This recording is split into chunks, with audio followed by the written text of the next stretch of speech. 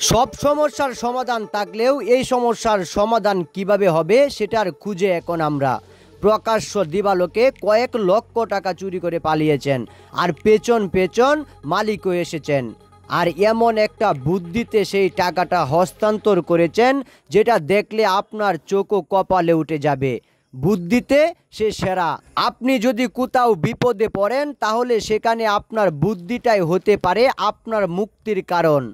যদি বুদ্ধি খাটিয়ে আপনি সঠিক কাজটা করতে পারেন তাহলে হয়তোবা সে বিপদ থেকে আপনি সময়ের সন্নিকণে সেখান থেকে বেরিয়ে আসতে পারবেন, যেটা এখন ভিডিওতে দেখা যাচ্ছে। এক ভাই তার দোকান থেকে লক্ষ টাকা চুরি হয়ে গিয়েছেন, আর সেখানে দুজন লোক পরিকল্পনা করে কাজটা করেছেন। আর সেখানে যে যাকে ধরছে সে তাকেই জিজ্ঞেস করছে, আর সময়ের সন্নিকণে চোখের পলকে সে লুকিয়ে পড়েছেন। আসলে বুদ্ধিতে সেরা না হলে আপনি অনেক জায়গায় ঠগে যেতে পারেন।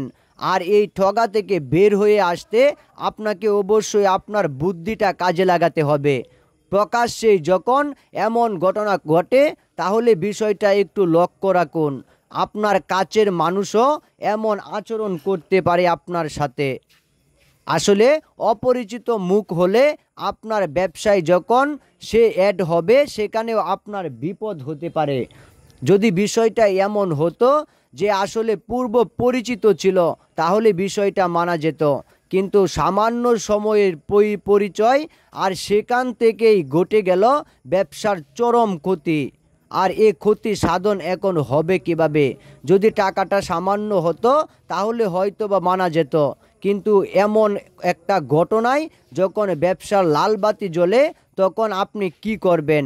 কিন্তু ধরা তো তাকে পড়তেই হতো, আর এই ধরাটাই যেন এখন ধরাশয়ী হয়ে গিয়েছে। জীবন যেখানে থমকে যাওয়ার মতো, চোর যেখানে বুদ্ধিতে পালিয়ে যায়, সেখানে আপনার বুদ্ধিটা কাজেই লাগলো না। আর এসব বুদ্ধি দিয়ে আপনি ব্যবসার উন্নতি সাধন করবেন কিভাবে? আপনার আশেপাশের মানুষ, বন্ধু বান্ধবী আপনার ক্ষতি করতে ব্যস্ত।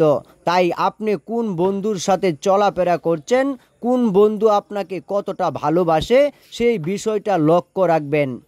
কারণ সৎসঙ্গে সহবাস আর অসৎ সঙ্গেই সর্বনাশ। যদি আপনার আশেপাশে কুচুত্রী মহল থাকে তাহলে সেখানে আপনার সামান্য দায়টুকুও থাকবে না। আপনার ক্ষতি ছাড়া সেখানে আর ভালো কিছু হওয়ার সম্ভাবনা নাই। তাই আমি বলবো অবশ্যই সতর্কতা অবলম্বন করে বন্ধু বান্ধব কিংবা ব্যবসার খাতিরে লোক জমায়েত করবেন, অন্যথায় আপনার ক্ষতি হবে, সেটা 100% শিওর। আর এসব ঘটনা অবশ্যই আপনাকে সতর্কতা করানোর জন্য। ভিডিওটি কোনো জীবন কিংবা কোনো সম্প্রদায়, সমাজ, পরিবারের সাথে মিলে গেলে কর্তৃপক্ষ কোনোভাবেই দায়ী নয়। আপনাকে সতর্কতা করানোর উদ্দেশ্যই হচ্ছে মূল থিম।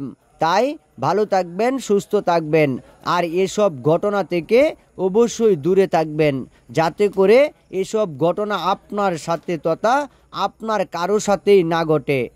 এসব ঘটনা যদি ঘটে তাহলে কিন্তু আপনি সমাজের চোখে কাল হবেন, কোনোভাবেই কোনো কিছুতে নিজেকে সায় দিতে পারবেন না।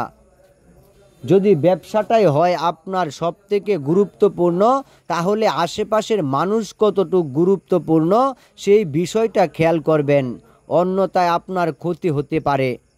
তাই ক্ষতি মোকাবেলায় আপনাকে সতর্কতা অবলম্বন করতে হবে।